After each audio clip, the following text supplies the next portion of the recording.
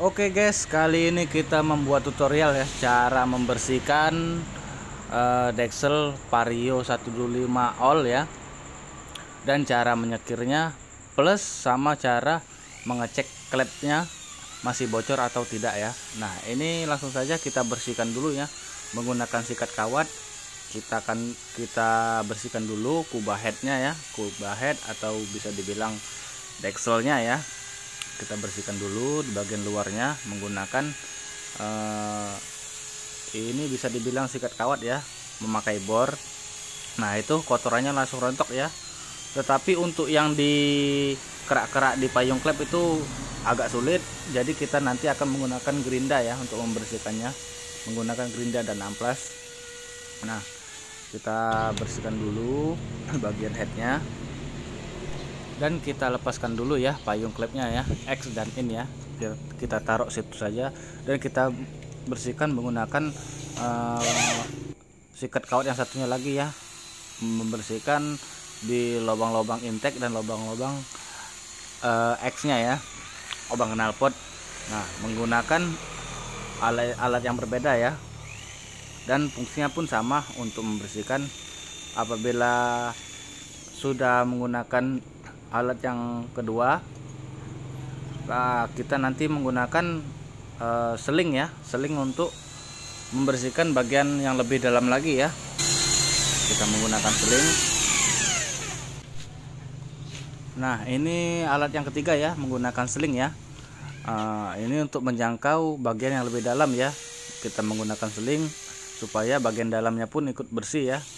Nah, ini lubang in dan X nya kita bersihkan menggunakan seling supaya bagian dalamnya pun lebih bersih ya. Dan apabila sudah dibersihkan, kita lepaskan dulu ya payung klepnya, dan bagian Dexelnya kita cek-cek dulu apakah masih kurang bersih atau tidak. Bisa dilihat ya, lumayan bersih lah daripada yang sebelum-sebelumnya ya menggunakan sikat kawat itu. Nah, apabila sudah dibersihkan bagian Dexelnya, lanjut saja kita membersihkan bagian payung klepnya ya. Kita kikis dulu ya bagian atas payung klepnya ya menggunakan gerinda supaya kerak-keraknya menghilang. Dan apabila kerak-keraknya sudah menghilang, langsung kita amplas ya, kita amplas permukaannya dan seperti ini ya apabila sudah digerinda dan sudah diamplas. Nah, ini klep yang kedua yang X sama seperti tadi, dibuang kerak-keraknya lalu menggunakan amplas. Nah, ini hasilnya ya yang sudah kita bersihkan payung klepnya.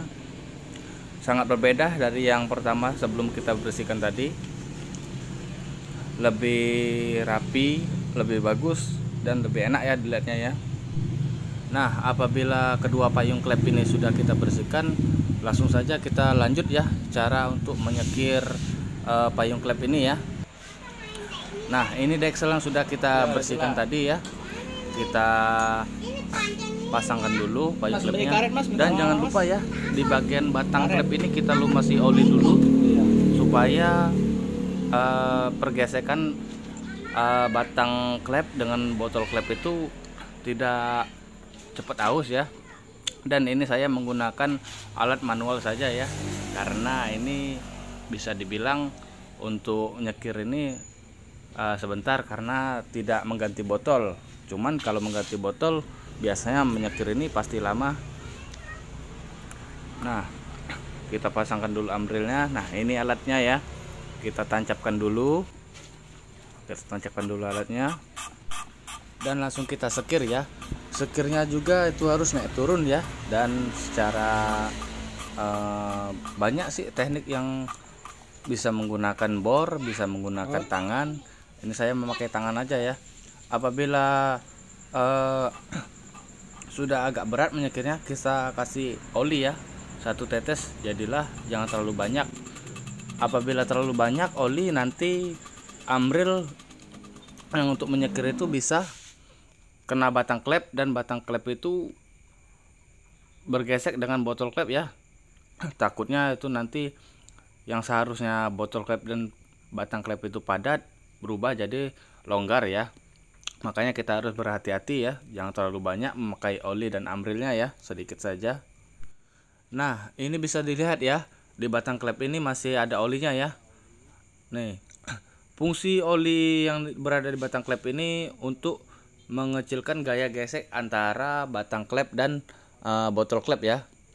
Karena kalau tidak dikasih oli atau pelumas, nanti antara botol klep dan batang klep ini bisa haus ya, dan klep pun bisa menjadi oblak.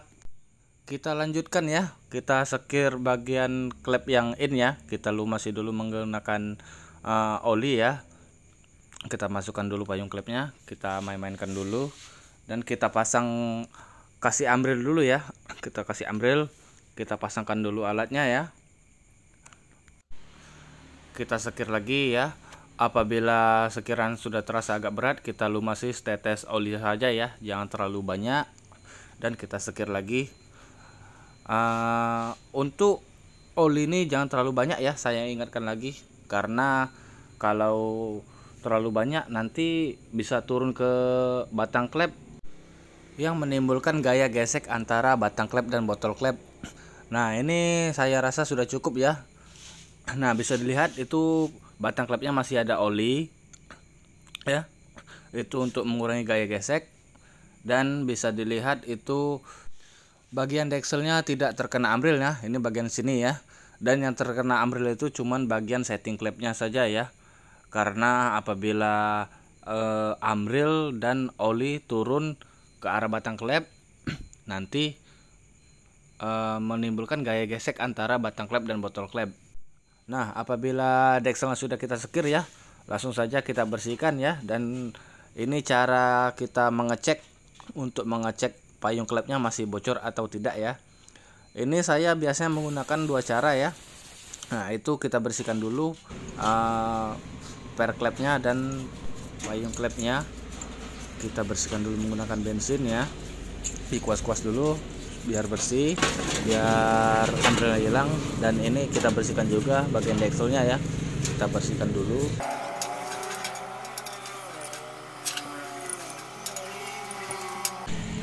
Nah, ini deksel yang sudah kita bersihkan ya. Kita cek dulu ya, kita pasangkan dulu payung innya ya. Kita pasang, kita tahan menggunakan tangan ya. Tahan menggunakan tangan, lalu kita tuangkan air di dalam lubang intek ya. Kita bersihkan dulu yang tumpah-tumpah, dan bisa dilihat apakah klep ini bocor atau tidak. Nah, ini menggunakan teknik yang pertama ya. Teknik yang pertama seperti ini, kita cek juga bagian klep yang in ya, sama seperti yang in ya. Kita tahan pakai tangan dan kita tuangkan bensin ya di lubang knalpotnya. Kita lihat klep ini masih bocor atau merembes atau tidak ya. Nah, ini teknik yang pertama, sepertinya tidak ya. Cuman apabila kita kurang yakin, kita menggunakan teknik yang kedua ya. Teknik yang kedua yaitu payung klepnya langsung kita pasang per klepnya ya. Nah, ini cara pemasangan per klepnya ya. Kita pasangkan dulu ring yang di bawahnya, kita pasangkan dulu pernya. Nah, itu menggunakan kunci busi dan lap ya, kita tekan saja. Tetapi bagian payung klep yang bawah itu kita tahan menggunakan tangan ya. Bisa juga kita menggunakan lap. Nah, apabila sudah terpasang semua per klepnya, baru kita menggunakan metode yang kedua ya. Nah, ini metode yang kedua. Ini bagian deksel yang sudah kita pasangkan per klepnya. Oh ya, ini saya lupa ya. Kita pasangkan dulu businya ya, supaya dekselnya bisa menampung bensin ya, bensin atau minyak. Nah, ini kita pasangkan dulu ya businya. Busi pun sudah terpasang, lalu kita tuangkan ya bensinnya ya. Kita tuangkan di atas kubahnya, lalu kita semprot di bagian intek ini ya, kita semprot. Nah, bisa dilihat ya, ini tidak ada gelembungan-gelembungan udara, berarti klep yang ini nih sudah aman ya, tidak bocor lagi. Nah, ini bagian klep yang X atau bagian knalpot. Nah, bisa dilihat itu tidak ada ya udara-udara yang keluar dari payung klep ya. Kalau masih kurang yakin juga, kita balik ya, kita masukkan minyak atau bensin ke dalam lubang intake ya. Nah, begini caranya ya. Kita masukkan dulu atau kita tuangkan bensin dan kita tembakan angin ya dari bibir payung klep ini. Nih, bisa dilihat masih tidak ada gelembungan ya. Berarti memang klep yang ini sudah benar-benar aman dan tidak bocor ya. Oke, sekian dulu ya tutorial dari saya. Semoga ini bermanfaat dan bisa menambah ilmu kalian. Terima kasih. Sip.